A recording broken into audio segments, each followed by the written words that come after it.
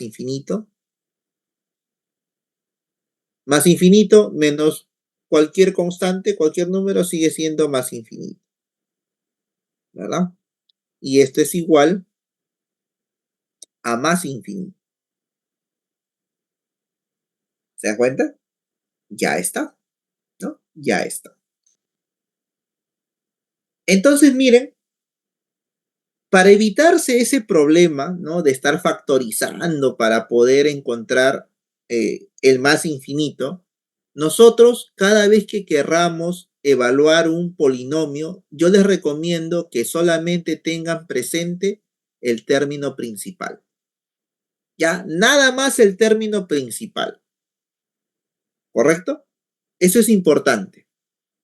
Ya, porque si no, vamos a tener que estar expresándolo de manera factorizada para después hacer que el infinito tienda, pues no, en este caso x tiende al infinito y poder encontrar a dónde tiende la imagen. Entonces, de aquí en adelante, lo que nosotros vamos a hacer es, cada vez que yo tengo que evaluar un polinomio, ¿ya? Lo vamos a hacer así entonces. Tú dices, muy bien. X tiende al infinito, ya. ¿Este es un polinomio? Sí. Entonces su imagen es infinito. Solamente me falta el signo. Nada más el signo. Entonces ahí, ¿qué hago? Me concentro en el término principal. Nada más en el principal nomás.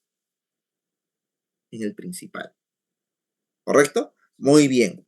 Entonces, acá sería más infinito al cuadrado, más infinito. Listo. Entonces aquí es más infinito. Si hubiera aquí un menos adelante, sería más infinito por menos, menos infinito. ¿Se dan cuenta? ¿Ya? Y de esa manera me evito el problema de tener un infinito menos infinito. ¿Correcto? Muy bien. Eso es lo que voy a poner acá, mira. Acá lo voy a poner. Entonces, esto sería 1 sobre, ¿no? Sobre el número de Euler. Como x tiende al más infinito y este es un polinomio, entonces la respuesta es infinito. Me falta el signo, solamente me concentro en el cuadrático. Más elevado al cuadrado, positivo.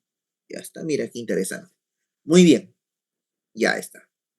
Esto vendría a ser 1 sobre. El número de Euler elevado a una cantidad muy grande sigue siendo grande. Perfecto. Y esto es igual, en el álgebra del infinito, esto donde tiende a 0. Y como puedes ver, ya encontré el límite. Pero si yo me entercaba en seguir utilizando la regla de Hospital, no lo iba a encontrar. ¿Ya? Entonces, a eso hay que tener, bueno, a eso nos referimos cuando la regla de Hospital tal vez aquí no es conveniente, ¿no? No es conveniente utilizar. Vamos a trabajar demasiado, ¿no? Y hasta no voy a poder encontrar tal vez la respuesta, ¿no? Muy bien, ya está. Perfecto. Ahora sí. Alguien dirá, profesor, ¿y qué pasaría si lo hubiera puesto arriba? Ya, muy bien, no hay problema. No hay problema. Entonces tal vez alguien dice, profesor, ¿sabe qué? Yo lo quiero resolver arriba. Ya, no te preocupes. No hay problema, lo hacemos también.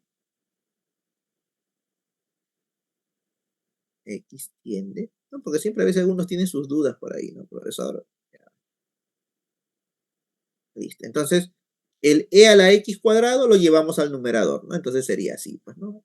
E a la x menos x al cuadrado. Ya está. Perfecto. Entonces tú dices, muy bien, esto sería el número de Euler. Como x tiende al infinito y esto es un polinomio, la respuesta también sigue siendo infinito, pero me falta el signo, ¿no? Me falta el signo. ¿Qué hemos dicho? Que debemos concentrarnos solamente en el término principal.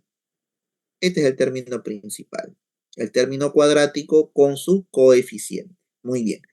Si x tiende al más infinito al cuadrado, más infinito. Por menos, menos infinito. Ya está. Listo.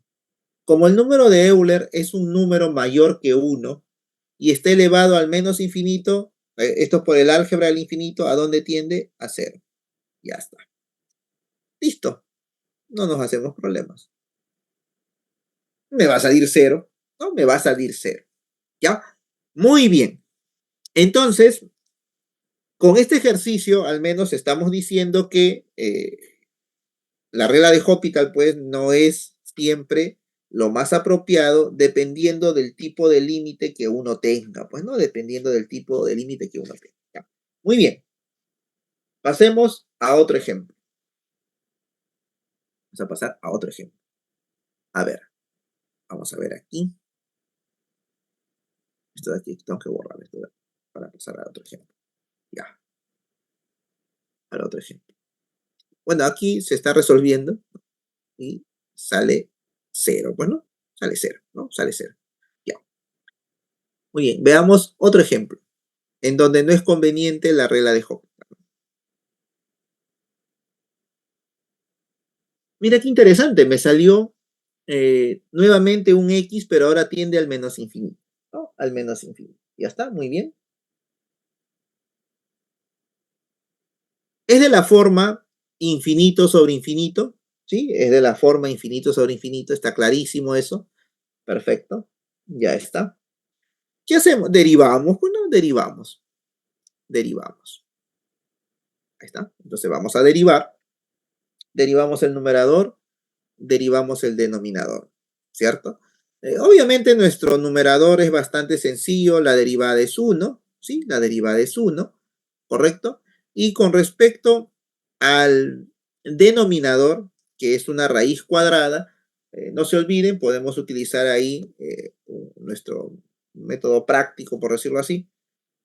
Cada vez que tenemos una raíz cuadrada y quisiéramos derivar esa raíz, ¿no? Quisiéramos derivar esa raíz, esto vendría a ser igual, es como una fracción, dos veces la misma raíz, y aquí sería la derivada de esta función, pues, ¿no? Que está afectada por la raíz.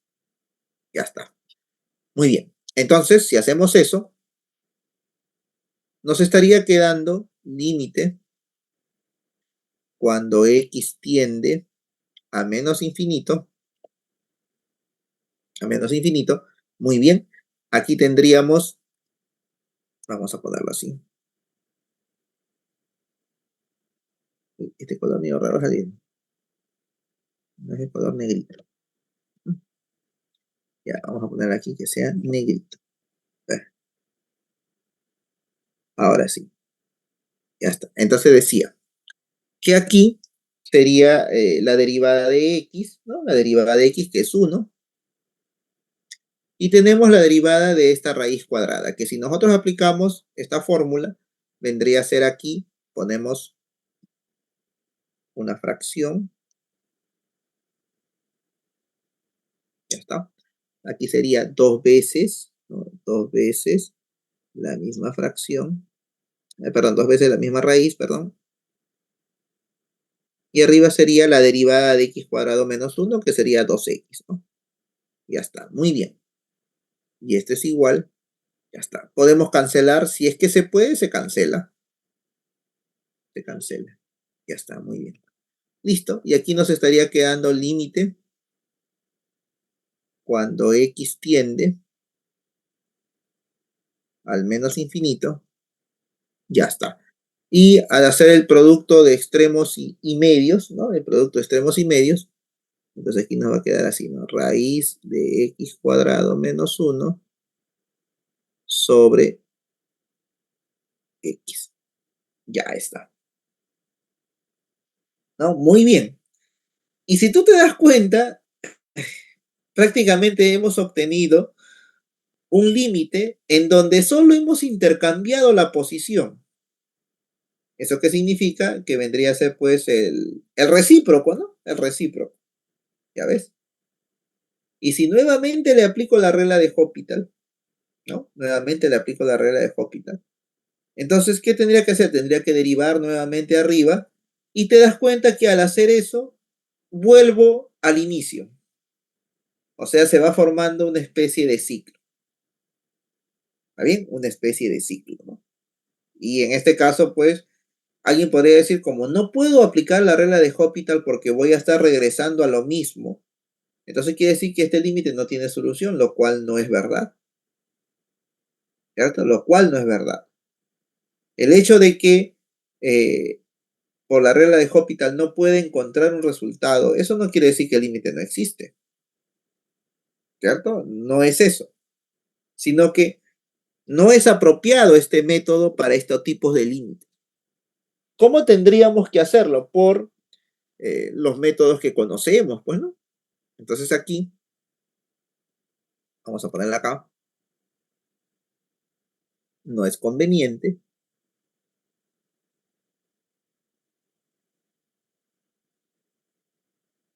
no es conveniente. Ya está. Entonces, ¿cómo lo haríamos? Luego, lo haríamos pues de la forma tradicional, pues, ¿no? O sea, sin límite, cuando x tiende al menos infinito, ya está, listo. Entonces de x sobre,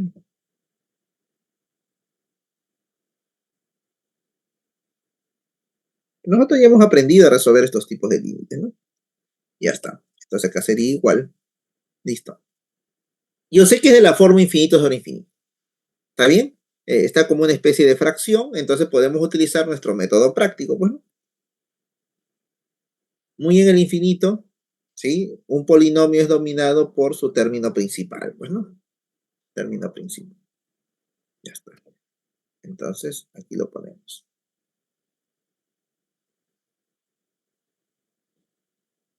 Bueno, aquí el polinomio sería por su mismo término. Aquí vendría a ser raíz de x al cuadrado, ¿no? Raíz de x al cuadrado. Ya está. Muy bien. Listo. Entonces aquí tendríamos límite cuando x tiende al menos infinito. Ya está. Y nos quedaría de x sobre valor absoluto de x. Ya, pero como x tiende a valores negativos, entonces el valor absoluto será menos x. Bueno, menos x. Entonces esto vendría a ser así. Límite cuando x tiende, al menos infinito, y esto vendría a ser de x sobre menos x, ¿no? Y esto es igual, ya está. Cancelamos menos 1. Menos. ¿Ya ven? Y sí había respuesta. Sí había respuesta.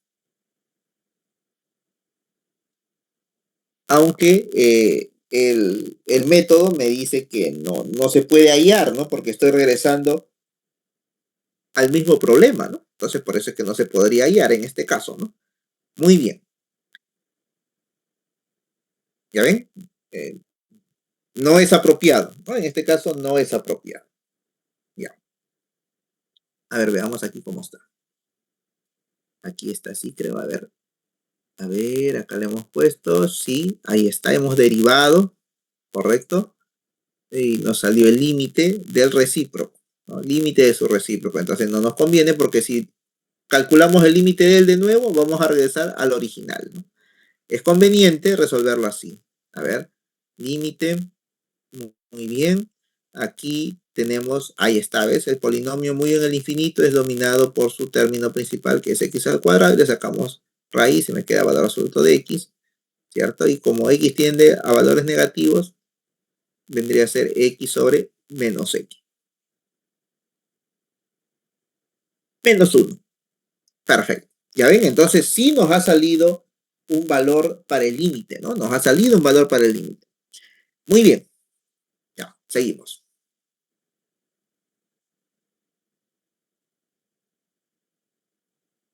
Ya. ¿Qué más es importante para nosotros con respecto a esta regla? Dice, una vez que hemos derivado el numerador y denominador, ¿no? Porque así dice la regla de Hospital cuando es de la forma 0 sobre 0 o infinito sobre infinito. Si ese límite no existe, entonces, fíjate lo que está diciendo este teorema, es importante, ¿ah? Si yo utilizo la regla de Hospital por primera vez y después de haberlo utilizado por primera vez, el límite que ha resultado no existe, entonces con eso yo no puedo decir, ah, el límite original no existe entonces. No es verdad. ¿Ya? Si el límite que estás calculando lo derivas por primera vez, ¿no? En el numerador y denominador, y con ese resultado te sale que no existe, entonces no quiere decir que el límite original no exista tampoco. Puede ser que sí, puede ser que no. Ya, eso hay que tenerlo presente. Vamos a entender bien esta parte con el ejemplo, ya con el ejemplo, para saber qué está pasando justo aquí, ¿no? Vamos a ver, muy bien. Entonces, veamos. Miren, vamos a ver acá.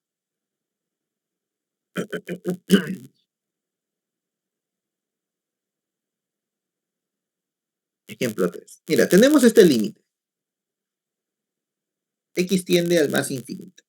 ¿Está bien? X tiende al más infinito. Ya. Entonces, este límite es de la forma infinito sobre infinito. ¿Por qué razón? Porque el seno del más infinito no sabemos cuánto es, ¿no? No sabemos cuánto es, pero lo que sí sabemos es que la imagen del seno solamente varía del -1 a 1, ¿correcto? En otras palabras, no va a ser un valor grande, siempre va a ser un valor pequeño, de -1 a 1. En cambio, esta X que está aquí sí va a ser grande porque X tiende al más infinito. El más infinito, si le sumas o le aumentas cualquier número real que esté entre -1 y 1, sigue siendo grande, ¿no? Sigue siendo grande. Entonces, por eso aparece el infinito, ¿no? El infinito. Ya, o sea, algo así, ¿no? Algo así. El seno, si utilizamos un álgebra del infinito, el seno del más infinito, no sabemos cuánto es, pero lo que sí sabemos es que está desde -1 a 1. Eso sí sabemos, ¿cierto? O sea, es un número real, ¿está bien? Entonces, cuando x tiende al más infinito y el seno, que le voy a poner un k, que va de -1 a 1, entonces esto de aquí, por el álgebra del infinito, es más infinito.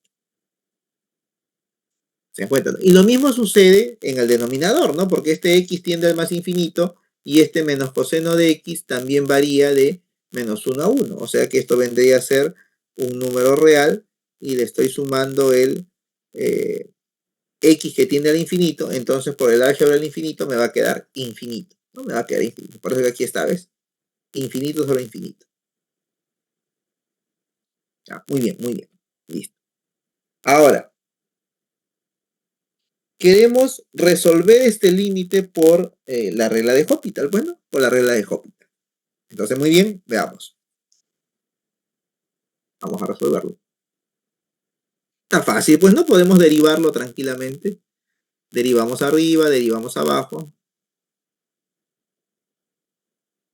Derivar la variable 1 más derivar del seno, coseno. Ya está. Abajo, derivada de la variable 1 menos derivada del coseno. En este caso vendría a ser pues menos seno. Por este menos se hace más, ¿no? Ya está. Muy bien. Entonces, ¿ahora qué sucede? Ahora queremos ver a dónde tiende ese límite, ¿no? Queremos ver a dónde tiende ese límite. Ya. Pero sucede aquí algo interesante, ¿no? Tú sabes que el coseno, por más que su ángulo sea muy grande, sus valores van de -1 a 1. Y el seno también, de -1 a 1.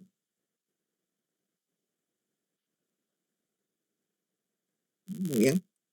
Entonces, en realidad yo no sé legalmente cuánto va a ser el coseno del ángulo. Lo único que sé es que va de -1 a 1, ¿no? Por ejemplo, acá puede ser 3, perdón, acá puede ser 0, por decir. Abajo puede ser 0.5. Y al final, cuando sumo y divido, me sale un resultado. Pero también puede ocurrir que acá arriba no sea 0, sino sea -1/2. Y acá que sea 1/2, por ejemplo, ¿no? Entonces, al sumar, obviamente el resultado no va a ser el mismo que el anterior. ¿no? No va a ser el mismo que el anterior, ¿cierto? Entonces, ¿cómo se demuestra aquí que este límite no existe en realidad? ¿No? No existe. Ya, muy bien.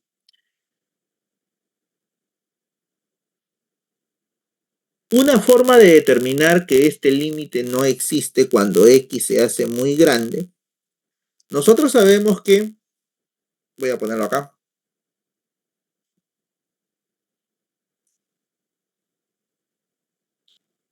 no salió, espera, ¿qué pasó? No salió esto de aquí. A ver, esto creo que es de la misma PPT, creo que es este.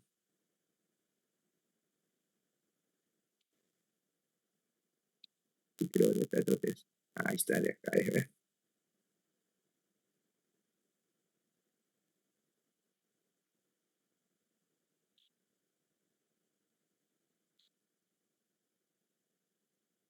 Ya,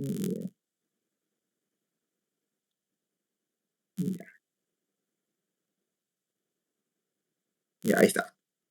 Ya, decía que este límite no existe, ¿no? Entonces vamos a ver por qué no existe. A ver, miren, este límite no existe. Ahora sí, vamos a ponerlo así. Y ahora sí está bien. Tú sabes que cuando decimos que x, ¿no? Que x tiende al infinito, entonces, por ejemplo, si x estaría más o menos acá, y si decimos que tiende al infinito,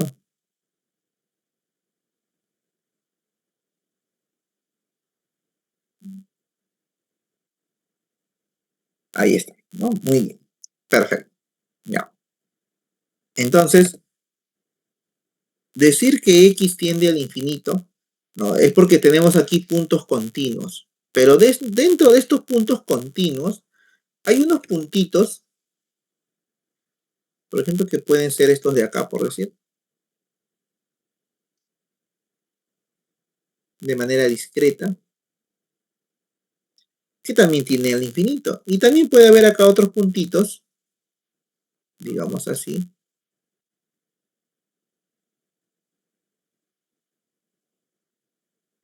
que también tienden pues al más infinito.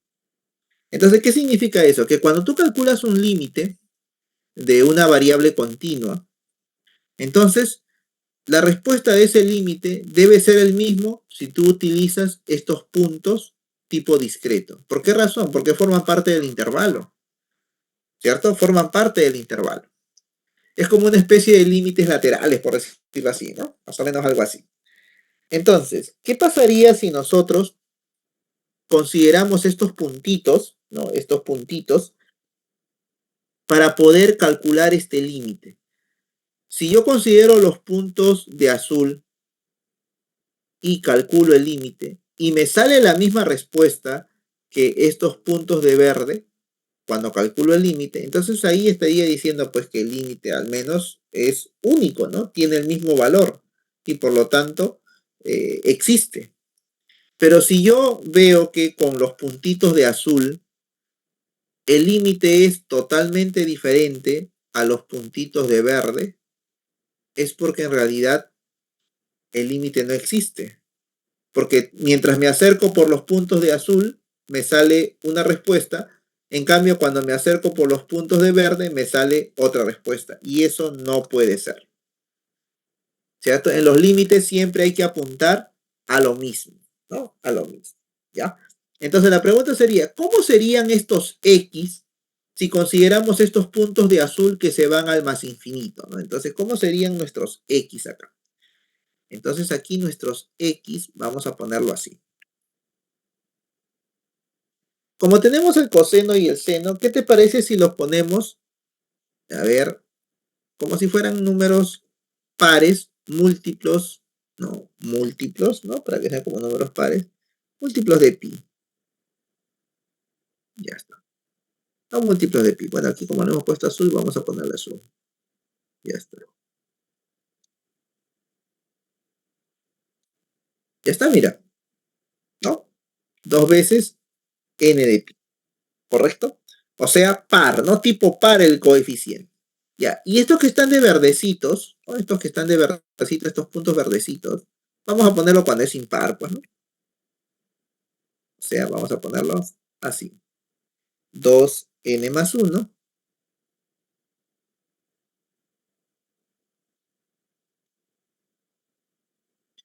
multiplicado por pi. Y ahora vamos a ver qué sucede si calculamos el límite por estos puntos que tienden al más infinito de color azul y por estos puntos que tienden al más infinito de color verde. Si el límite existe, tienen que apuntar a lo mismo, ¿ya? Tienen que apuntar a lo mismo. A ver, veamos, ¿no? Veamos. A ver acá. Veamos aquí. Ya está. Vamos a calcular el límite, ¿no? El límite, acá.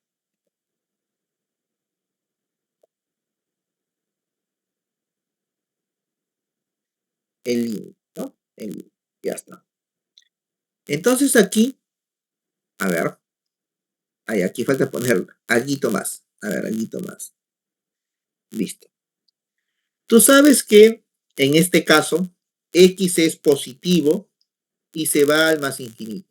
Entonces aquí nuestro n tendría que ser positivo, ¿ya? Nuestro n tendría que ser positivo, con la salvedad de que también pues tiene que ser infinito, ¿no? Entonces nuestro n sería entero, ¿sí? Sería entero, lo podemos poner así. N pertenece a los enteros. Ya. Pero si pertenece a los enteros, nosotros decimos los enteros son infinitos, tanto por la izquierda como por la derecha. A mí solamente me interesa que el x sea por la derecha. Ah, ya, entonces que sea así, más infinito. Ya, enteros positivos. ¿Está bien? Muy bien. Ya está. Entonces con eso, suficiente. Ahora sí, vamos a calcular el límite. En nuestro límite, x, que tiende al infinito, ahora está siendo reemplazado por un 2n pi, en donde n es el que tiende al infinito. Entonces acá le ponemos n es ahora el que tiende al infinito. Listo. Muy bien. Ya está. ¿Ya está? Perfecto. Muy bien. Ahora sí. Hemos reemplazado el x por el n, porque el n también tiende al infinito positivo y vendrían a ser todos estos puntitos que están de color azul. Pues no de color azul. Ya. Entonces nos quedaría así. 1 más coseno de x, pero x es 2n pi. Entonces acá le ponemos. Ya está. ¿No? 2n pi. Listo. Y sería sobre, ¿no? Sobre,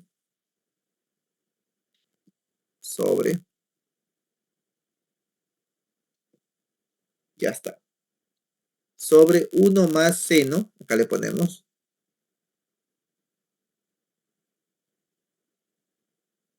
1 más seno, 2n pi, ¿no?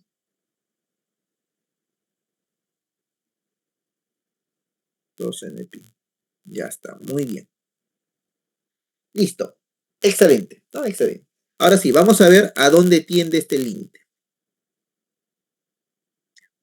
Acá sería 1 más coseno de un múltiplo de 2pi, ¿cierto? Entonces va a caer en el semieje de las abscisas, ¿sí? En el semieje de las abscisas. Entonces aquí vendría a ser coseno de 2pi, por decir, ¿no? Y después las vueltas queda 2pi. Entonces coseno de 2pi, 1.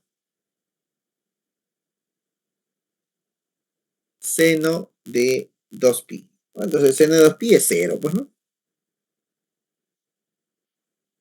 Ya está. Entonces quiere decir que este límite me ha salido 2, ¿no? Me ha salido 2 cuando me voy al infinito por estos puntitos azules, ¿ya? Muy bien. Ahora, vamos a ver qué pasa si calculamos el límite, pero me voy por esos puntitos de color verde, ¿no? De color verde. Aquí le ponemos límite.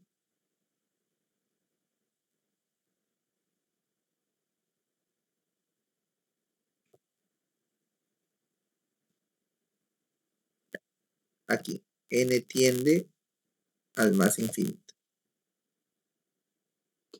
N tiende al más infinito. Muy bien. Entonces, en este caso, estamos considerando los X, que son estos puntitos verdecitos, 2n más 1 multiplicado por pi, ¿no? Entonces su coeficiente es impar, ¿no? Es impar. ¿Ya? Entonces aquí también n, aunque ya se sobreentiende porque lo he puesto arriba, pero acá también lo voy a poner. N pertenece a los enteros positivos. ¿Ya? Muy bien. Listo. Fenomenal. Ponemos aquí la fracción, ¿no? La fracción lo ponemos acá. Ya está. Esto sería 1 más coseno de 2n más 1 pi. 1 pi. Ya está. Muy bien. Listo. Sobre 1 más seno de 2n más 1 pi. Ya está. Listo. Queremos ver a dónde tiende este valor, pues, ¿no? Ya está. Entonces, si me sale el mismo 2, entonces podríamos decir, pues, que el límite efectivamente tiende a ese valor, ¿no? Y tendríamos que demostrarlo después. Pero si me sale otro valor, entonces el límite no existe. ¿Ya? No existe. Entonces, muy bien. A ver, tenemos aquí coseno de, si esto fuera 0, ¿no? Sería coseno de pi, ¿no? Coseno de pi. O si fuera 1 sería 3 pi, ¿no? Entonces el coseno de pi vendría a ser menos 1, bueno, menos 1. Coseno de pi menos 1. Entonces aquí me estaría quedando 1 menos 1. Ya está. Listo. Y aquí tenemos el seno de 2n más 1 pi. O sea, si esto fuera 0, esto sería 2, sería pi. Seno de pi, 0. Ya está. Muy bien. Excelente, ¿no? Excelente. ¿Cuánto nos quedó? 0. Nos quedó 0. Entonces, ¿qué podemos concluir? Podemos concluir que como los límites son diferentes,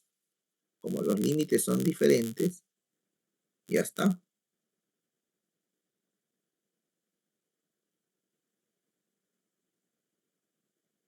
Acá está. Entonces, como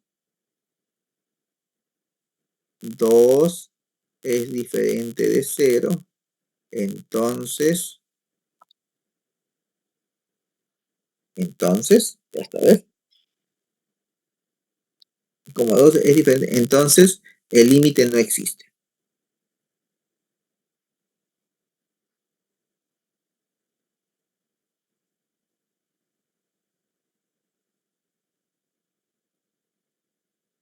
Ya está. ¿Te cuenta? Ahora, ojo, yo estoy hablando de este límite de acá. Ya, eso que quede clarísimo. Estoy hablando de este límite de acá, de este de aquí, que es el límite que se ha obtenido de aplicar la regla de Hospital.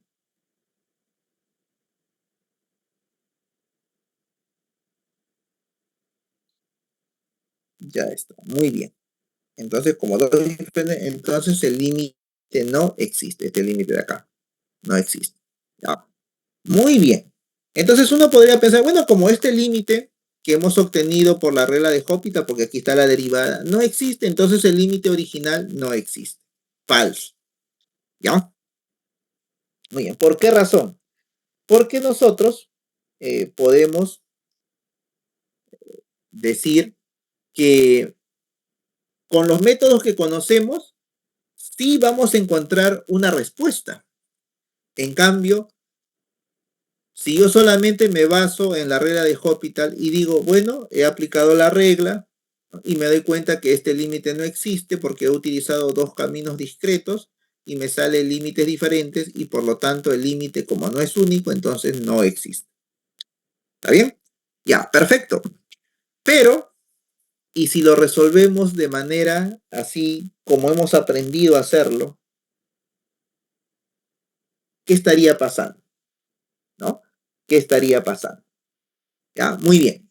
Entonces, si lo vamos a resolver, ya vamos a resolver. Entonces, ¿cómo lo resolveríamos? Vamos a ponerlo acá. Ya, acá está el X, ahí está el X. Vamos a ponerle aquí que esto sea el cero, pues, ¿no? Ya. Entonces, si yo quiero resolver este límite, ¿qué tendría que hacer? A ver, vamos a ver. Así, este aquí vamos a borrarlo, ¿ya? Para poder trabajar con ese límite.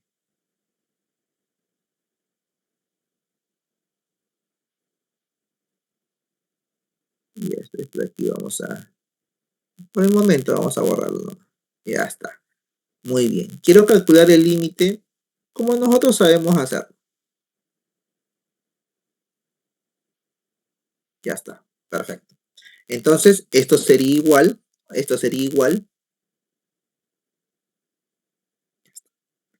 ¿Qué te parece si dividimos arriba y abajo entre x, ¿no?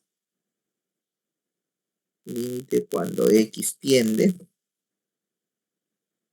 al más infinito. Entonces, si divido arriba entre x será 1, más si derivo entre x será seno de x sobre x, ya está, sobre, ¿no? Sobre,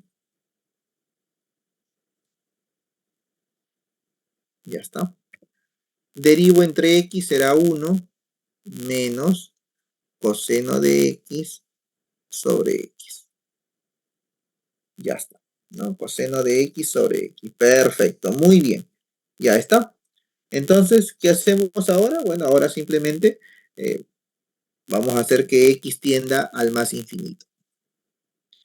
Y aquí nos quedaría 1 más, tú sabes cuánto vale esto, ¿no? Seno de x sobre x cuando x tiende al más infinito, ¿sí? Profesor, ¿y eso cuánto es? Acuérdate, el seno de x es acotado, ¿no? Es una constante, ¿cierto? Y abajo tendríamos del más infinito. ¿Y qué te decía a ti el álgebra del infinito? El álgebra del infinito decía, cualquier número real que se está dividiendo entre el infinito, ¿no? En este caso positivo, negativo, no importa. ¿A dónde tiende eso? A cero, ¿sí? A cero. Ya, entonces esto de aquí tiende a cero. No creo que alguien me diga, profesor, no, usted nos enseñó que eso tiende a uno. No, yo lo que te he enseñado es que el seno de x sobre x, cuando x tiende a cero, ahí sí tiende a uno. Pero aquí no estamos haciendo cuando x tiende a cero, ¿ah? Ojo. Ya está. ¿Esto a dónde tiende? A cero. Esto tiende a cero. Ya está, muy bien, ¿no? Porque sería una constante entre menos uno y uno dividido entre el infinito, ¿no? Y una constante entre menos uno y uno, eso tiende a cero. ¿Ya? Muy bien, entonces aquí sería 1 más 0. Perfecto. Sobre, ¿no? Sobre, listo. Sobre. Muy bien. Aquí tendríamos 1 menos, igualito. El coseno sería una constante entre menos 1 y 2, ¿verdad? Y una constante dividida entre el infinito por el álgebra del infinito, ¿no? Eso vendría a ser, pues, cero, ¿no? Cero. Entonces aquí también tiende a cero. Aquí tiende a cero. Ahí está, excelente. Tiende a cero. Listo, muy bien. Ya está. Entonces aquí me quedaría 1 menos 0. Y como tú puedes ver, mira, sí nos ha salido respuesta.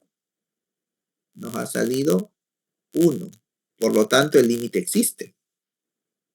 ¿Cierto? Entonces, el límite original, si yo lo resuelvo sin utilizar la regla de Hospital, me sale que efectivamente existe y su límite es 1, ¿no? Su límite es 1. Ya es, ¿correcto? Pero si yo me enterco y digo, no, lo voy a hacer por la regla de Hospital, te vas a llevar una gran sorpresa porque te va a salir que no existe, ¿cierto? Que no existe, ¿no? Muy bien. Entonces, es ahí donde debemos tener bastante cuidado. ¿Ya? Si se presentan esta especie de digamos, anomalías que se pueden dar, porque hemos tenido 3 ejemplos en donde no se puede aplicar la regla de Hospital. Y al menos con esa idea, ya nosotros podemos decir, ah, solamente es necesario, pero no es suficiente. No es suficiente. Ya, muy bien, listo. Con eso se acabó la regla de Hospital. Ahora vamos a pasar al polinomio de Taylor. Ya, vamos a pasar a otro tema que vendría a ser el polinomio de Taylor. Y en realidad el polinomio de Taylor no es complicado. Ya, es bastante sencillo. Muy bien. A ver, vamos a, vamos a salir de acá. Listo.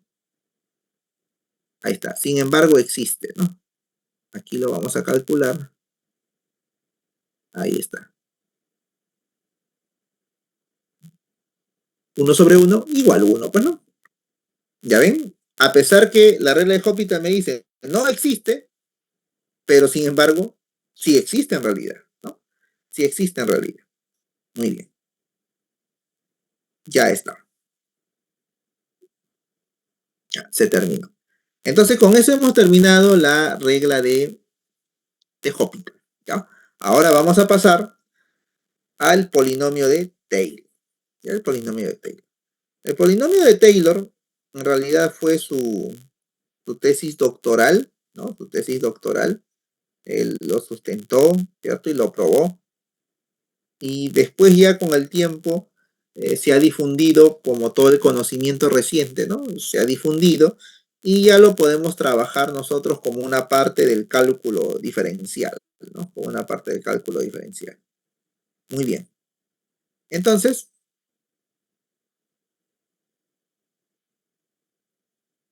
ajá, ahí dice acá. ¿Sirve para aproximar un polinomio? En realidad, dependiendo, ¿no? Por ejemplo, ¿un polinomio de Taylor podría aproximar a otro polinomio? Claro que sí, sí, solo que tendría que hacer a un polinomio de menor grado que el polinomio principal, pues, ¿no? ¿Por qué razón? Lo que pasa es que yo puedo tener a veces una función polinomial cúbica y si estoy trabajando con un punto de la gráfica de esa ecuación cúbica, el hecho de que tú traces una tangente, por ejemplo, ¿qué te está sugiriendo? Que alrededor de ese punto estás utilizando un polinomio de primer grado, ¿no? Porque la ecuación de la tangente es de un polinomio de primer grado, justamente para aproximar esos valores de ese polinomio cúbico, ¿cierto? Entonces quiere decir que los polinomios de Taylor me pueden servir a mí para aproximar otro polinomio y la respuesta es sí. ¿Cuál es el ejemplo más clásico que nosotros, o el ejemplo más inmediato que lo vemos? Cuando trazamos la recta tangente por un punto de una gráfica. Esa es la idea más sencilla de utilizar un polinomio de Taylor de grado 1. Entonces, Taylor, ¿qué dijo? Pero esto es de grado 1. Yo quiero generalizarlo. Yo quiero que el polinomio abarque más puntos para poder aproximar. Y él dijo, como nadie lo ha hecho, yo lo voy a hacer. Dijo, pues no. Y lo hizo. Y lo hizo. No te voy a hablar de manera abstracta, porque en realidad hay varias cosas ahí abstractas que Taylor propuso, pero lo que sí quiero es que entiendas cómo funciona esto, y lo bueno es que como trabajamos con funciones de una variable, una gran ventaja es trabajarlo en el plano cartesiano. Y en el plano cartesiano sí nosotros podemos graficar y nos va a dar una mejor idea de qué trata este polinomio. ¿Ya? Muy bien, entonces vamos a compartir. Esa es la ventaja de trabajar en R2. Ah, y un consejo. Tú trata de entender la teoría. No te estoy pidiendo que demuestres, ¿ah? Porque a veces demostrar involucra otros tipos de conocimiento, ¿no? Pero al menos trata de entenderlo geométricamente. Tu cálculo diferencial, tu cálculo integral cuando ya pases al siguiente ciclo, ¿no? Y lleves ese curso, no está de más verlo geométricamente qué está pasando. ¿Por qué razón? Porque en cálculo multivariable es un poco más complicado graficar en R3, ¿cierto? Pero si tú ya tienes la base del R2, entonces vas a poder entender muchos de esos teoremas. porque son una ampliación de los teoremas que se lleva ahora. No, no son solamente como una ampliación, ¿no? Ya, entonces tienes que entender bien esa parte. Muy bien, vamos a compartir. A ver, el teorema de Taylor. El teorema de Taylor. Ya, vamos a ver el teorema de Taylor. No, el teorema. Ajá, el polinomio de Taylor. Una cosa es el polinomio y otra cosa es la serie de Taylor, ¿no? Son dos cosas distintas. También vamos a hablar de eso. A ver. Ujú.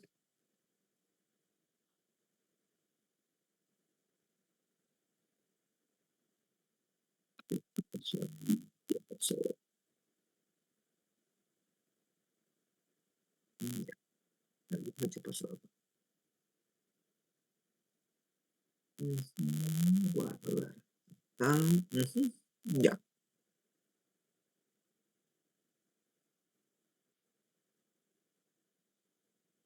ya está. Ahora sí creo que ya está bien. No sé qué pasa acá. La tecnología también se vuelve un poquito especial. A ver, ya está, comparte. Una vez me botó el Zoom. Yo estaba, hable y hable. Y 20 minutos hablé y estaba fuera del Zoom, ¿no? Si no es para el delegado, el profesor, se salió del Zoom. Yo no me salí, yo le digo, y el Zoom me había votado, ¿no? Y yo hable y hable y hable, ¿no? Entonces, a veces esas cosas pasan, ¿no? Si no es por el delegado. No, fue en pandemia, fue. Fue cuando estábamos en pandemia.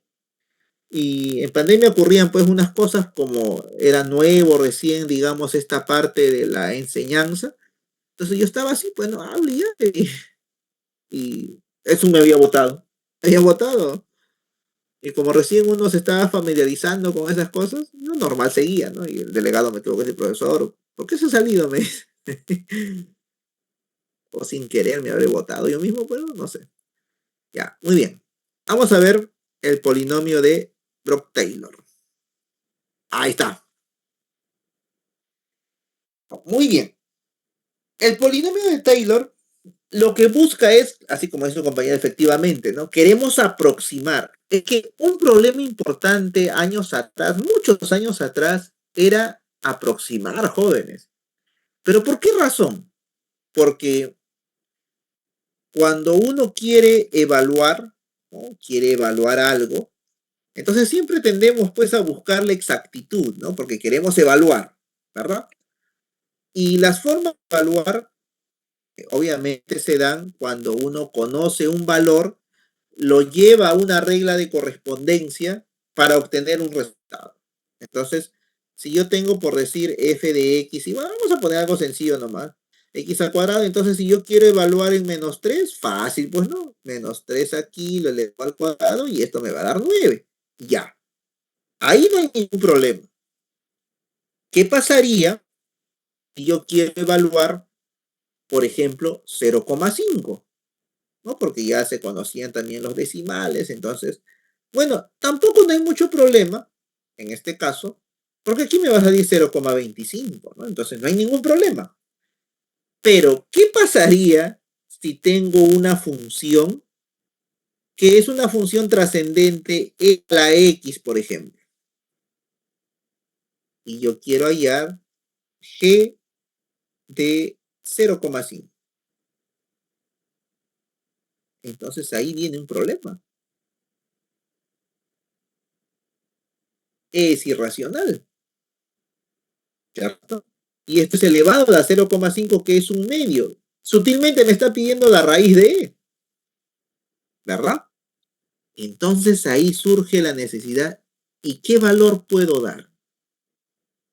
¿No? ¿Qué valor sería un valor apropiado? Y eso siempre ha sido algunos inconvenientes que en la antigüedad se daban y que gracias a eso han aparecido pues nuevas teorías, ¿no? Nuevas teorías.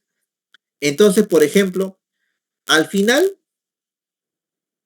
se dice que tal vez nunca vamos a encontrar el valor exacto, y es verdad, por diversas cuestiones, ¿no? La exactitud a veces es utópico. Entonces la pregunta es, si no podemos encontrar el valor exacto, al menos una aproximación, ¿sí? Una aproximación. Entonces, la mayoría de matemáticos que dijo, bueno, de todas las funciones, evaluar un polinomio es fácil, ¿cierto? Evaluar un polinomio. Imagínense que el exponencial se pudiera poner como un polinomio. Entonces no tendría estos inconvenientes de tener que aproximar, porque si el exponencial se pudiera poner como un polinomio, simplemente en el polinomio reemplazo el valor de x y voy a encontrar la respuesta. Porque el polinomio solamente sería operaciones aritméticas clásicas, ¿no? Suma, resta, multiplicación, por ahí una que otra división y las potencias, nada más. Y no estamos hablando de potencias fraccionarias, no potencias enteras. Y eso es más fácil. Y también enteras positivas inclusive, pues no, ni tampoco es negativo, porque si no, no sería polinomio, si su potencia es negativa. Entonces, surge la primera parte, ¿no? Como se dice, del trabajo de investigación, ¿no? De nuestro amigo Taylor. Pero para aproximar jóvenes hay un problema. Todo nace de un punto de partida. Eso es exclusivo, ¿no? Es como nuestra vida misma, ¿no? ¿No? Nosotros tenemos un punto de inicio de nuestras vidas, ¿cierto? Pero lo que no sabemos es el punto en donde vamos a terminar, ¿verdad? Un poco filosófico esa parte, ¿no? Entonces, necesitamos un punto de partida. Igualito es, para que tú aproximes, tú puedes tener muchos puntos para considerarlos punto de partida, pero tentativamente debemos optar por aquel punto que está más cerca a la aproximación que yo quiero. Es decir, si yo estoy en un intervalo de 0 a 1, por decirlo así, ¿no? Y aquí yo tengo, por ejemplo, 0,93, ¿cierto? Y por ejemplo, aquí tengo este punto 0,02. Entonces, si yo quisiera hacer una aproximación con este valor 0,93, la pregunta es, pues, ¿no?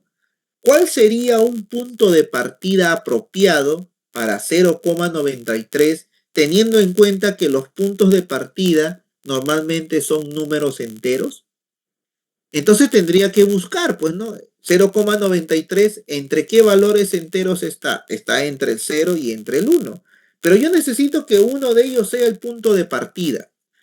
Entonces, en este caso, el punto de partida para mí vendría a ser x sub 0, igual 1.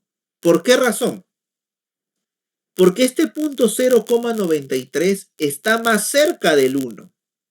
La aproximación al 1 comparado con el 0 es mucho menor. ¿Te das cuenta, no? Entonces, eso es lo importante en este teorema.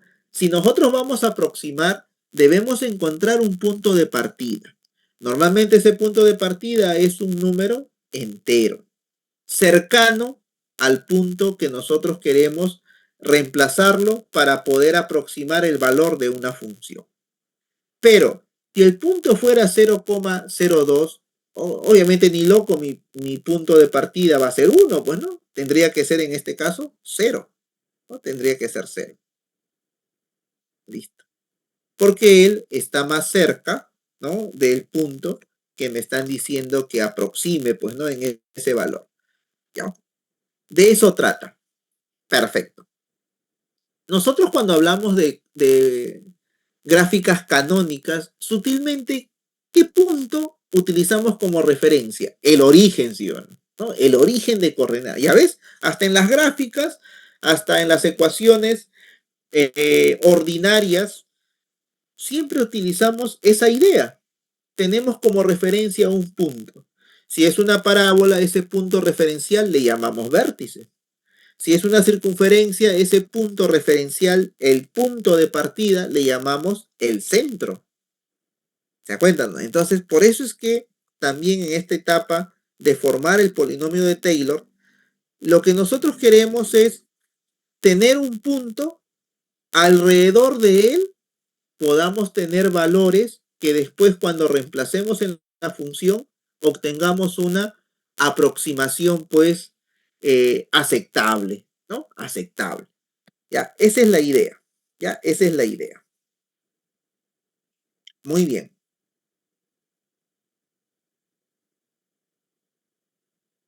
Ya, perfecto.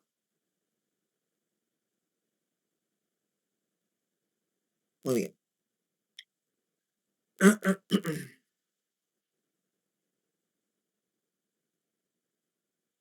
Perfecto. Ya, entonces vamos a ver aquí este GIF, ya, este GIF que está acá, que justo se ha puesto al inicio, ¿no? De la presentación del polinomio de Taylor. Mira, lo que está de negrito vendría a ser nuestra función, ¿correcto? Fíjense que esta n mayúscula que está acá viene a ser el grado del polinomio de Taylor que yo estaría usando para poder aproximar, ¿ya? A ver, espérense, esto de aquí. Ahí está, ¿no? Voy a poner nuestro puntero, acá está. Flechita visible, ya. Entonces tú te das cuenta, mira, cuando n sea 1, ahí está, mira, 2, 3, cuando el grado es pequeño, la aproximación es pobre, por decirlo así, ¿no? Mira, espera cuando vuelva a 1. ¿Qué tanto de la parte de negrita va a coger? ¿No? Mira, acá 15, ahí está. Solamente este pedacito de acá nomás es cuando es 1. Pero cuando el polinomio va creciendo en su grado, te das cuenta que a partir del 0,0 va a haber más coincidencia cuando el grado del polinomio es mayor, ¿no? Va a haber más coincidencia con la curva de negrito. Entonces, ¿qué significa eso? Significa que el ámbito de aproximación es mucho mejor cuando el grado del polinomio es grande, ¿cierto? Es grande, pero finito, ¿no? Pero finito. Cuando yo digo grande pero finito, me estoy refiriendo, pues, no, por ejemplo, a un valor grande, por ejemplo, 1.000.000, por decir, ¿no? Entonces ya, el grado del polinomio de Taylor que sea 1.000.000. Se dice, por ejemplo, habría que preguntarle, pues, ¿no? A los especialistas de la electrónica, ¿no? De los que elaboran las calculadoras, ¿sí? Se dice que las calculadoras, para poder arrojar el valor de, por ejemplo, seno de 30 radián, seno de 5 radián, ¿cierto? O inclusive, pues, ¿no? El seno de 30 grados sexagesimales, 25 grados sexagesimales. Se dice que las calculadoras, para hacer justamente ese cálculo, no utilizan el círculo unitario, como nos enseñan, pues, ¿no? En la trigonometría, ¿no? ¿Ellos qué utilizan? Polinomio de Taylor. Y se dice que es un polinomio de Taylor de grado 100, ¿no? Para que sea aceptable las 9 cifras decimales que muestran por pantalla. ¿Se cuenta, no? O sea, eso es la estructura que se está diciendo, ¿no? Igualito se dice que en el Excel también, ¿no? Hay varias herramientas eh, numéricas que el Excel trabaja con el polinomio de Taylor, trabaja con el método de Newton-Raphson, ¿cierto? O sea, utiliza esas técnicas, pero obviamente su polinomio pues no va a ser de grado 2 ni de grado 3, pues, ¿no? Son polinomios de un grado bien grande, pues, ¿no? Bien grande, ¿no?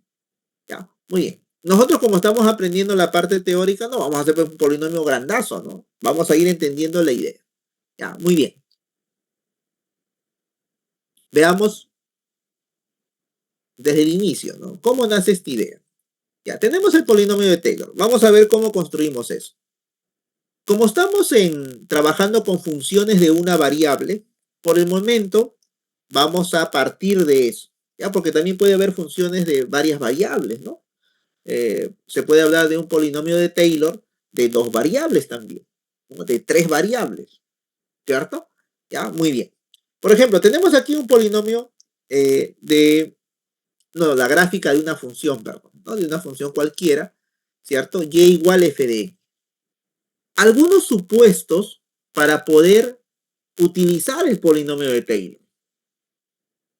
Que la gráfica no tenga puntas, ¿sí? Profesor, ¿y por qué no debe tener puntas? Porque no te olvides que cuando hay puntas no se puede derivar. Y el polinomio de Taylor necesita de la derivada. Entonces, cada vez que tú necesitas de la derivada, joven señorita, la gráfica no debe tener, uno, no debe tener rupturas, no debe tener picos, ¿cierto? ¿No? Puntos aguja que le llaman algunos, ¿no? Entonces, ¿qué debe ser la gráfica? Suave. Suave significa que se puede derivar en todos los puntos. Muy bien. Ya está. Entonces, por eso tenemos esta gráfica, ¿no?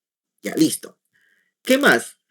Necesitamos un punto de partida, pues, ¿no? Un punto inicial, ¿correcto? Perfecto. Mira, yo he considerado este punto que está acá, este puntito de acá. Porque no necesariamente vamos a pasar por el origen, bueno, este puntito de acá. Ya, perfecto. Entonces, todo punto en el plano tiene dos coordenadas, pues, ¿no? Dos coordenadas. Listo. Una abscisa. Y cuando la gráfica es de una función, no es necesario poner la segunda coordenada. ¿Saben por qué? Porque como y depende de x, sutilmente sabiendo cuánto vale x, tú vas a saber cuánto vale y. ¿Se dan cuenta, no? Por eso es que solamente en problemas de funciones nos concentramos en la abscisa nada más. Nada más en la abscisa. Porque la ordenada lo reemplazamos, la abscisa, su valor en la regla de correspondencia y automáticamente obtenemos la ordenada. ¿Ya? Muy bien. Entonces a esta abscisa le vamos a llamar x sub 0. ¿Sí? X sub 0. Muy bien.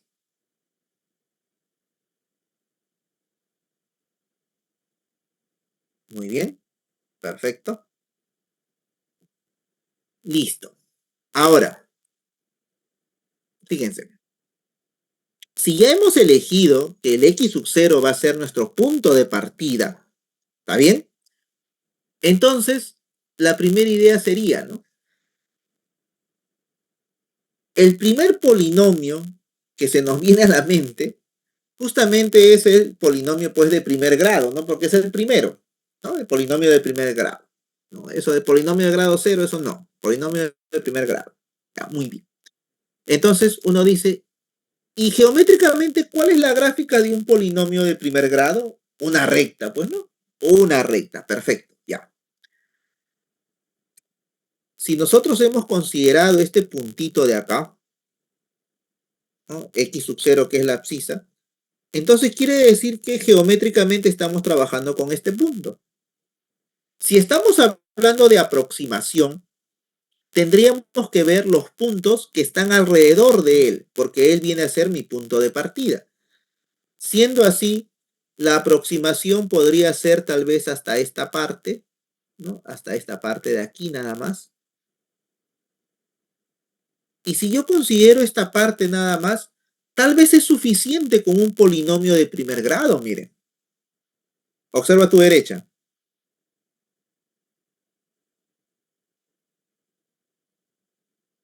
¿Ya ves? En esta parte, la gráfica de negrito con la gráfica de rojito, que es la gráfica del polinomio de primer grado, parece confundirse, parece uno solo. Entonces la pregunta es, ¿cómo encuentro la ecuación de esta recta, que sería la gráfica del polinomio de primer grado? ¿No? ¿Cómo encuentro tu regla de correspondencia? No hay mucho que pensar, porque nosotros sabemos que esto vendría a ser la ecuación de la recta tangente. Y nosotros ya sabemos cómo se halla eso, pues, ¿no? Eso sería así, ¿no? Y menos f de x sub 0, y esto es igual a la derivada en x sub 0 multiplicado por x menos x sub 0. Si despejamos y, esto sería lo que está en el lado derecho, la linealización, ¿no? La linealización. Eso ya sabemos ya.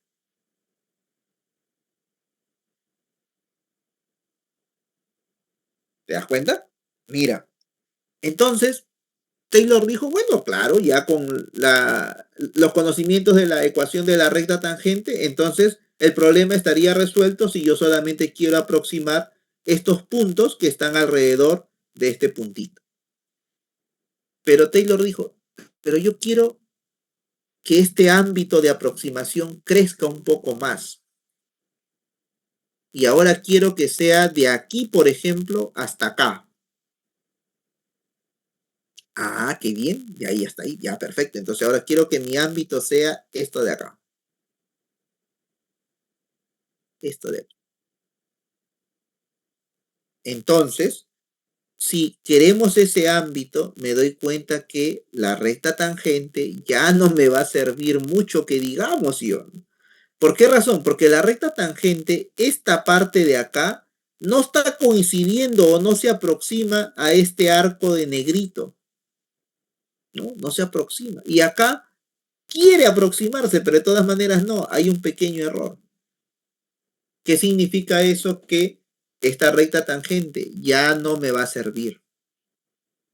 Entonces uno surge la idea, ¿no? Inductivamente. Ya, pero esto representa la gráfica de un polinomio de primer grado. Entonces yo aquí tendría que utilizar un polinomio de segundo grado. Bueno, eso sería la idea, ¿verdad? Muy bien, entonces por ahí comenzamos. Ya, por ahí comenzamos. Vamos a ver acá. Miren. Ah, ya, profesor, ¿y esto que aparece aquí? Ah, ya, ¿verdad? Voy a explicar, ¿verdad? A ver, ¿por qué puse eso de ahí? A ver, ya.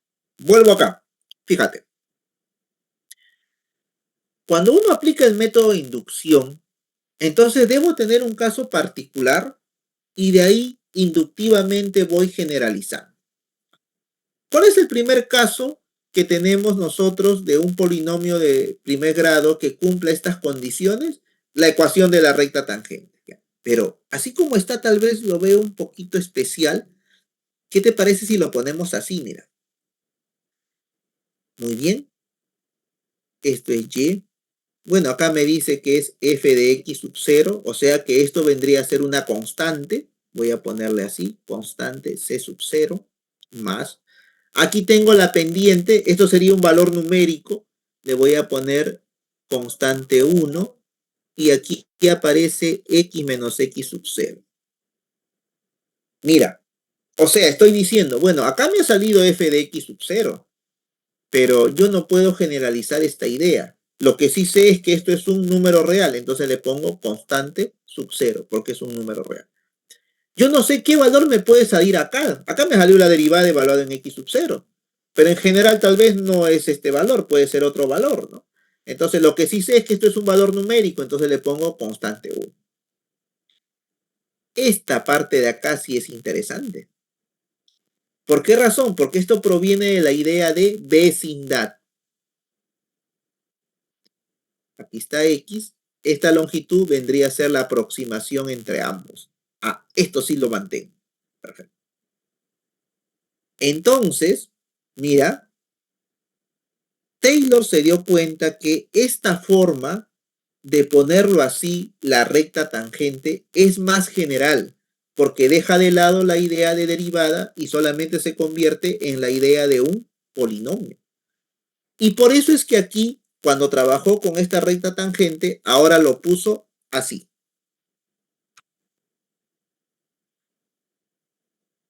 Su regla de correspondencia, polinomio de grado 1 en la variable x. Mira, c sub 0 más c sub 1 por x menos x sub 0. ¿Por qué lo puso así? Porque ahora él quiere generalizar la idea. Si con un polinomio de primer grado no puedo aproximar a partir de este punto de amarillo hasta acá, la aproximación no es tan buena, entonces voy a utilizar un polinomio de segundo grado. Entonces me voy acá, mira, me voy acá. Ahí está, mira. Mira, y este polinomio de segundo grado que hemos puesto aquí, mira, qué interesante, ¿ah? Este polinomio de segundo grado que estoy poniendo acá, a partir de acá, hasta acá o hasta aquí, mira, su ámbito es mucho mejor que la recta tangente. Ahí está, mira, se cuenta, ¿no? Se apega más a la gráfica de negrito, pero solamente en esta parte, ¿cierto? Entonces la pregunta es, si esto era un polinomio de grado 1, me doy cuenta que esta curva tiene un comportamiento de un polinomio cuadrático. Entonces, mire esta idea, ¿no? Esta idea que se le ocurrió a Taylor. Taylor dijo, ya.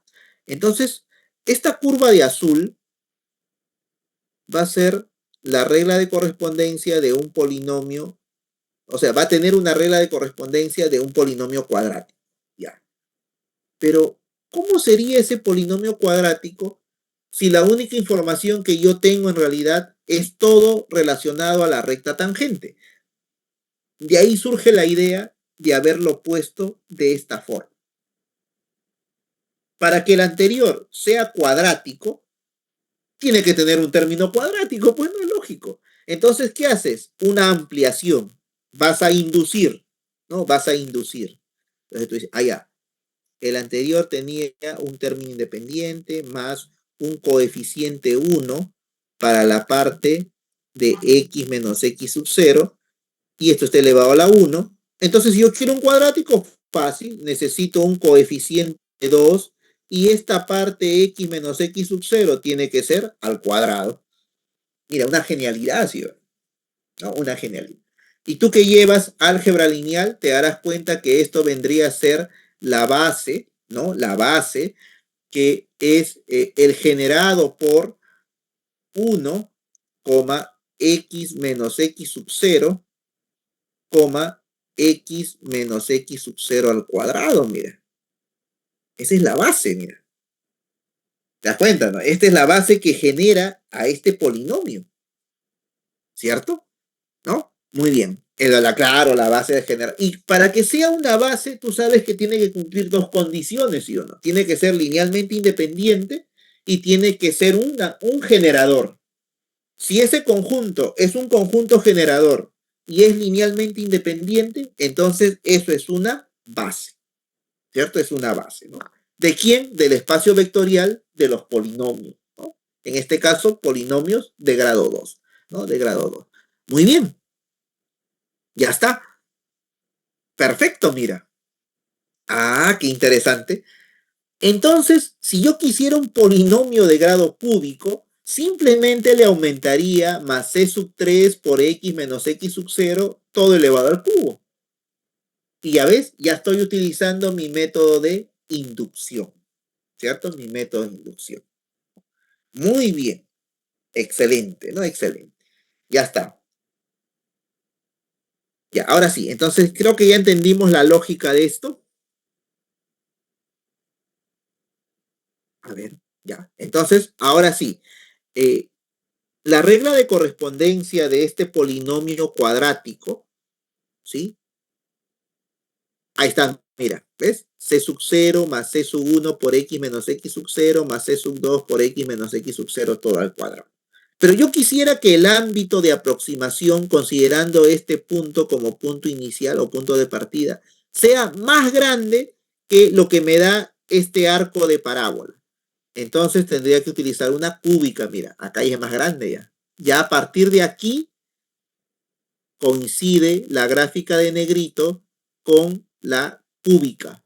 Hasta acá, mira, ya ves, su ámbito es mejor porque ya estoy llegando casi a la parte de la cima en la curva que está coincidiendo con la cúbica, que vendría a ser esta línea de color verde así, ¿no? Fosforescente, verde encendido, así, verde limón, ¿no? Muy bien, ya está. Entonces, ¿cómo pondría tu regla de correspondencia? Así, pues, ¿no? Un polinomio cúbico, ¿ves? C sub 0, C sub 1, C sub 2, C sub 3. Y si yo quisiera que el polinomio sea de grado 4, entonces va a ir aumentando su ámbito de aproximación. ¿Se acuerdan? Entonces, ahora sí llega el momento de formalizar la idea. Todo está muy bien, pero para decir que este es el polinomio de grado 3, hay un detalle importante. Tú necesitas saber cuánto vale C sub 0, C sub 1, C sub 2, C sub 3. Si no, no tienes el polinomio. Es ahí donde viene el teorema. Taylor encontró quién es C sub 0, C sub 1, C sub 2, C sub 3. Lo encontró. Ese fue su teorema. ¿Cierto? Porque hasta el momento tú te das cuenta, los únicos datos conocidos que tenemos es X sub 0. Tenemos la regla de correspondencia de la función. Y no tenemos más. C sub 0, no sabemos cuánto es. C sub 1, tampoco. C sub 2, tampoco. Ahora, si el polinomio solamente fuera C sub 0 y C sub 1, o sea, un polinomio de grado 1, ahí sí, pues, ¿no? Tendríamos que hallar solamente la linealización de la curva alrededor de X sub 0, que eso vendría a ser la ecuación, pues, de la recta tangente. Pero nosotros hemos creado más que una recta tangente ahora. Entonces necesito saber quiénes son esos coeficientes.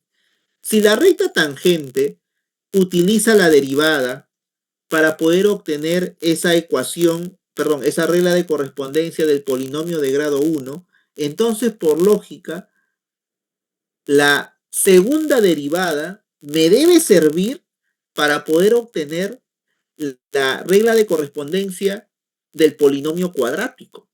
Y la tercera derivada me debe servir para el polinomio cúbico. ¿Se dan cuenta? ¿No? Ese es un buen razonamiento. Al final, Taylor lo demostró y encontró cómo se puede obtener todos los coeficientes T sub I, ¿cierto? C sub I, ¿no? ¿Qué dice acá? ¿Cuál es la diferencia? Ah, bueno, Maclaurin, en realidad muchos pensarán que Maclaurin no hizo gran cosa, ¿no? Lo que pasa es que en ese tiempo Taylor pues estaba en Inglaterra y Maclaurin creo que él es escocés. En ese tiempo no había WhatsApp, ¿no? No se comunicaban como nosotros con celular, nada de esas cosas. Cada uno por su cuenta estaba descubriendo estas cosas a su estilo. Entonces, Maclaurin, ¿qué dijo? Bueno, cuando yo trato de graficar una parábola, por ejemplo, ¿por dónde empiezo a graficar? Por la ecuación canónica. ¿Y la ecuación canónica cuál es su característica? Que es centrada en el origen, ¿no? Entonces, Maclaurin, antes de expander el polinomio para su forma ordinaria, él dijo, no, lo voy a estudiar en el origen. Entonces, Maclaurin hizo su estudio cuando X sub 0 es 0, porque eso es la abscisa del origen. Y ya después él, de haber hecho eso, lo generalizó para cualquier punto. Y es lo que se llama, pues, el polinomio de Taylor, ¿cierto? Sino que algunos lo ven, ¿no? Como que Taylor hizo la chamba y Maclaurin dijo, ah, yo voy a hacer mi polinomio cuando X sub 0 vale 0, ¿no? No fue así en realidad. Cada uno trabajó por separado. Es como Newton y Leibniz. Newton, ¿no? Haciendo su teoría de la gravitación universal, él empezó a descubrir la derivada y él le llamó la fluxión. Pero Leibniz, tratando de resolver el problema del área bajo la curva, encontró también la derivada, pero lo vio como un diferencial, ¿no? Como un diferencial lo vio él, ¿no? Ambos no se conocían, ¿no? ¿Cierto? Uno estaba en Inglaterra, el otro estaba pues en Alemania, ¿no? No había WhatsApp, ¿no? No había pues Google Meet, no había Zoom, ellos no se conectaban, bueno, no se conocían. E independientemente estaban haciendo su descubrimiento, ¿no? Su descubrimiento, ¿no?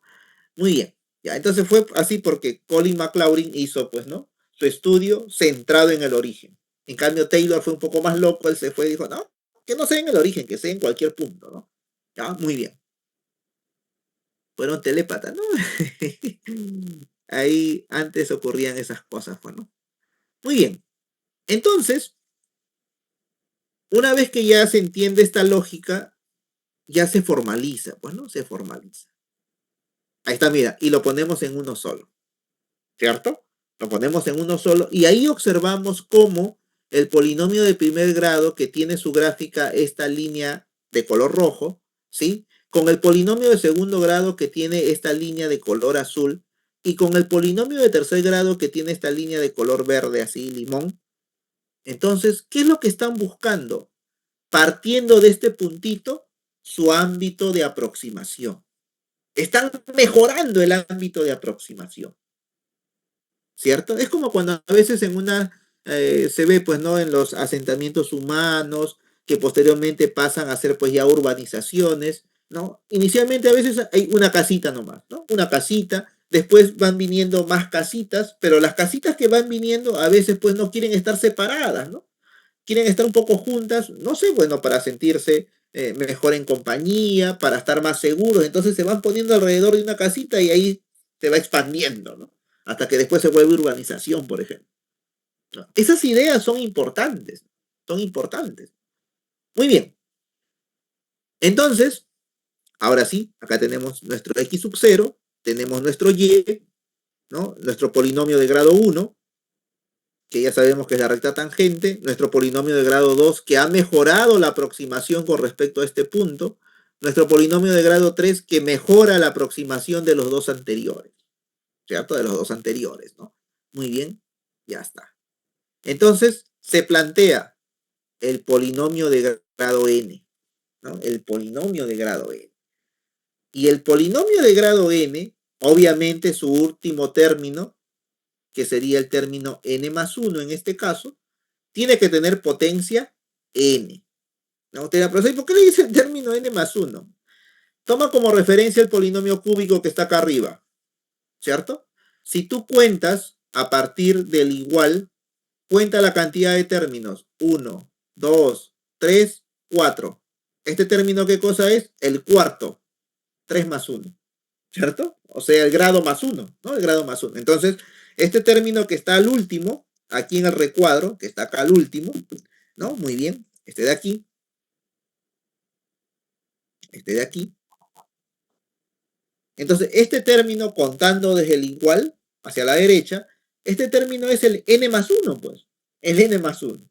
¿Ya? Por eso, además tú sabes por el álgebra lineal que cuando decimos n más 1, ¿qué estamos diciendo? La dimensión del espacio, ¿no? La dimensión del espacio vectorial de los polinomios de grado n, ¿verdad? Muy bien, ¿y esa dimensión para qué te sirve? Ese es el cardinal de los vectores que forman la base generadora, pues, ¿no? Ese es el cardinal. Y si no cumple eso, entonces son vectores que no son linealmente independientes, son linealmente dependientes, pues, ¿no? Linealmente dependientes, ¿ya? Muy bien, muy bien.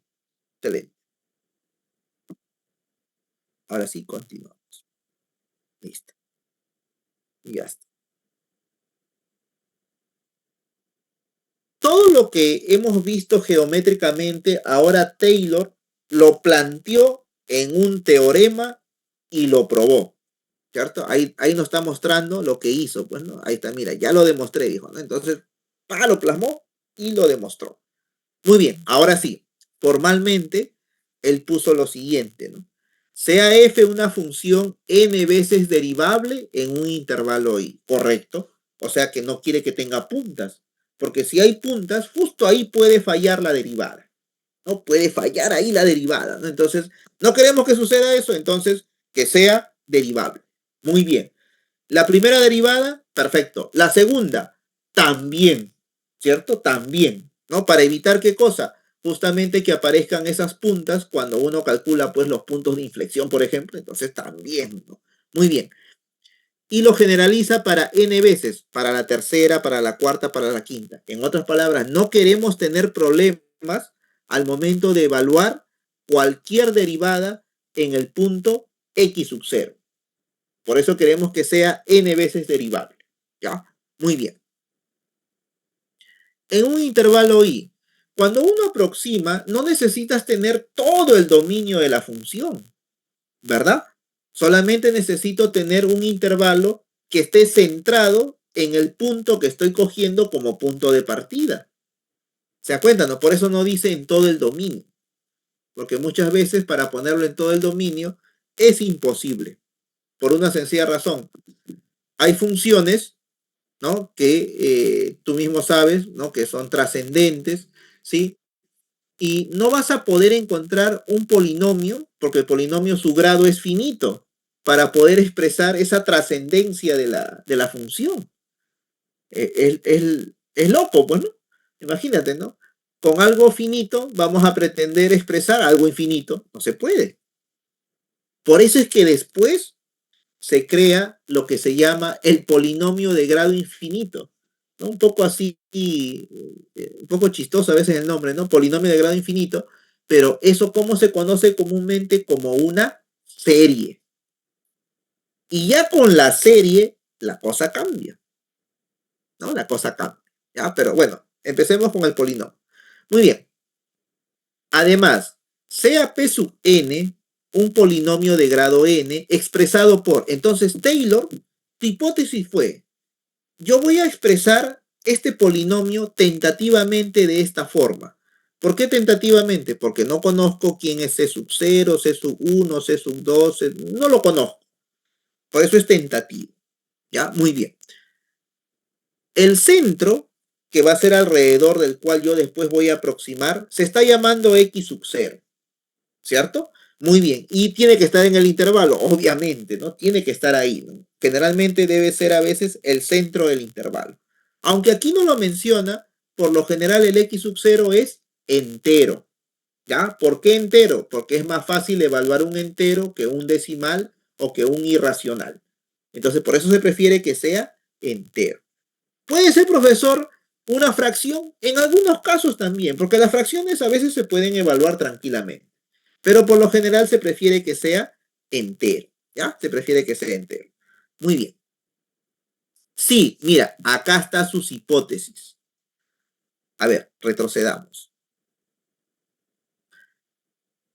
En este puntito de acá, mira, en este puntito de acá, fíjense, ¿ah? Alrededor de él, mira, no importa que sea el polinomio de grado 1, el polinomio de grado 2, no importa que sea el polinomio de grado 3, el polinomio de grado 4 también va a pasar por acá, el polinomio de grado 5 también va a pasar por acá. En otras palabras, ¿qué te está diciendo? Te está diciendo que la función en x sub 0, si yo lo evalúo en x sub 0, es igual a evaluarlo en el polinomio de grado 1 en x sub 0. ¿Por qué razón? Porque coincide en este punto, mira. Todo coincide ahí. O sea, profesor, que esto es lo mismo a evaluarlo en el polinomio de grado 2. Claro. ¿Me cuentan? ¿Está bien? Muy bien. Como hemos dicho que sea n veces derivable, entonces su derivada de la función no va a haber problema porque va a ser derivable. En ese punto va a ser igual que la derivada. Los polinomios siempre son derivables. Ya está.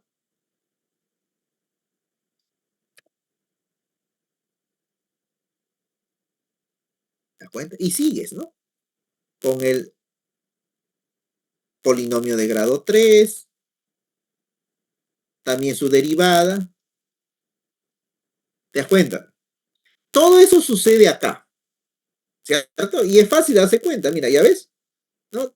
Todos los polinomios que tú grafiques, sea de cualquier grado, en esta parte de aquí, todo va a coincidir. Por eso es que se pone así. ¿Y cómo lo puso esto Taylor? Taylor lo puso así, miren. Así lo puso. A ver. Acá está, mira. Así lo puso.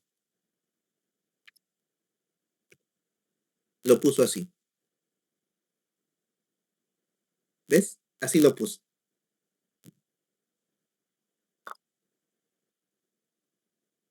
¿K qué cosa es? Cuando K es 0, es la función ordinaria, el f de x. Cuando K es 1, es las primeras derivadas. Cuando K es 2, la segunda derivada. Y así, ¿qué te está diciendo? Que siempre va a coincidir en x sub 0 la imagen de x sub 0 con el polinomio en x sub 0. Y no solamente la imagen, sino también la primera derivada, la segunda, la tercera, la enésima derivada.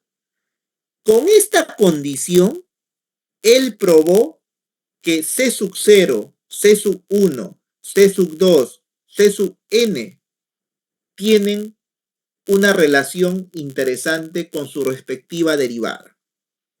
¿Cuál fue esa relación? Aquí está, mira. Cualquier coeficiente, por ejemplo, C sub n, por eso se pone en general C sub n. ¿Cómo se obtiene el C sub n? Se obtiene como derivando n veces. Si esto es 3, aquí sería tercera derivada. Luego, evaluando en el punto x sub 0 sobre n factorial. Eso lo probó él. Ah, qué interesante.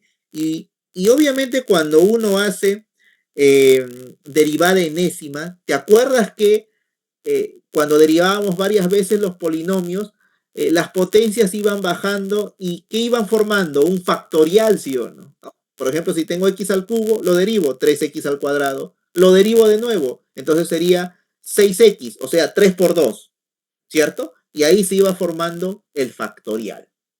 Por eso es que aquí también aparece un factorial porque estamos trabajando con polinomios, ¿no? Con polinomios, ¿no? Muy bien.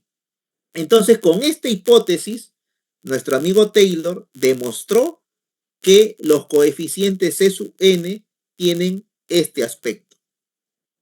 Y con esto ya empezó a darle valores. Pues, ¿no? Cuando n vale 1, sería f de x sub 0 sobre 1 factorial. ¿Y eso cuánto es? F de x sub 0. Acá está. Ahí está, pues, ¿no?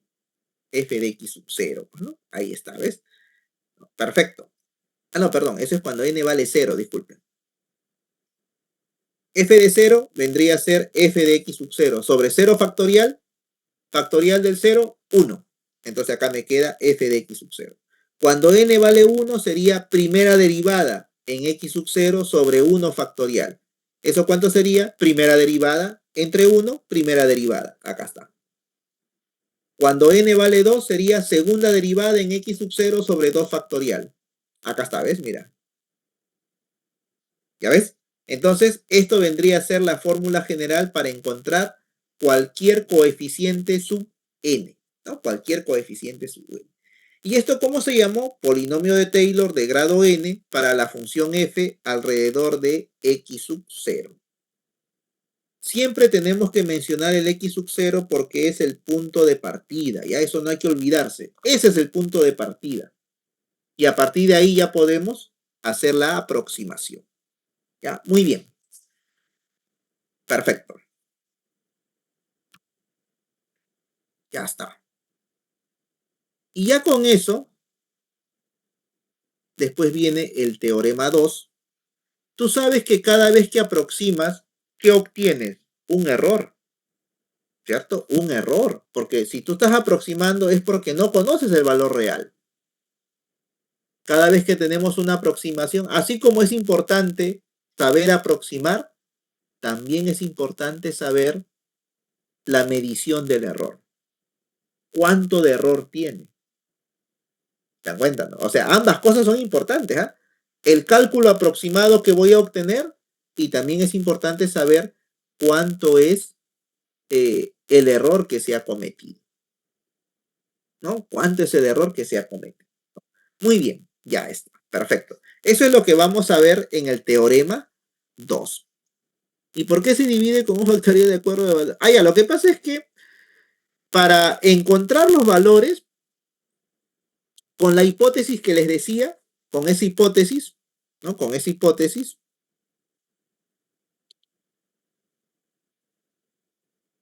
con esta hipótesis de acá, con esta de aquí, ¿cierto? Con eso de ahí uno va reemplazando los valores en x cuando vale x sub 0 y es ahí donde al momento de despejar c sub 0, el factorial que acompaña al polinomio va a pasar a dividir, porque tú vas a querer encontrar el c sub 0, que es el coeficiente, ¿no? Entonces todo lo que acompaña al polinomio, tu factorial, va a pasar a dividir. ¿Cierto? Es por esa razón, no es por otra cosa, ¿no? Por eso es que pasa a dividir cuando vas a despejar el C sub 0, ¿no? Ya bueno, eso lo podemos ver mañana que voy a hacer una pequeña, así algo rápido nomás de cómo se debe entender el error Entonces, ahí les voy a explicar al menos para el caso de segundo grado, para que ustedes sepan, ¿no? Cómo Taylor lo hizo. En realidad no es complicado, Taylor ya te ha dado todo ya para que tú puedas trabajarlo. Eso es lo bueno de Taylor. Su teorema es bastante entendible, ¿no? Muy bien, listo, ya está. Ya, muy bien, jóvenes, ahí nos quedamos. Tengo otra clase, son las 12 ya. Ya pueden ir a almorzar. El almuerzo no es virtual, obviamente, hay que almorzar, pues, ¿no?